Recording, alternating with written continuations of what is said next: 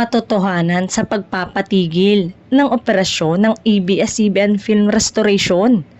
Tuluyan ang natigil ang operasyon ng ABS-CBN Film Restoration o kilala rin bilang Project Sagip Pelikula matapos ang 14 years.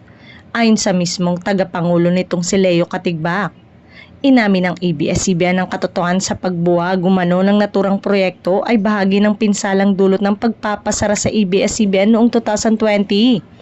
Matatanda ang May 2020 nang tuluyan ng mawala ng bisa ang 25 years franchise ng ABS-CBN Corporation matapos magno ang 17 kongresista sa pagbibigay ng prangkisa. Bukod pa rito, binanatan din ang nasabing TV network ni dating Pangulong Rodrigo Duterte dahil sa hindi nito pagpapalabas ng kanyang campaign ads noong 2016.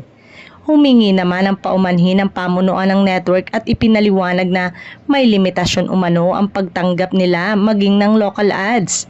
ABS-CBN Film Restoration had an amazing journey, some 240 plus movies scanned, enhanced, restored, and remastered, reintroduced to new audiences from as early as 1939. Pagpapatuloy niya uli. Pinasalamatan ni Katigbak ang bawat individual, institusyon, universidad at paaralang nagbahagi ng kani-kanilang tulong sa iba't ibang anyo at paraan upang maisakatuparan ng Project Sagip Pelikula. Sa mga tumangkilik, naniwala na naginip, maraming salamat po. Ako si Leo Katigbak, nakikisagip pelikula. Pahabol pa niya.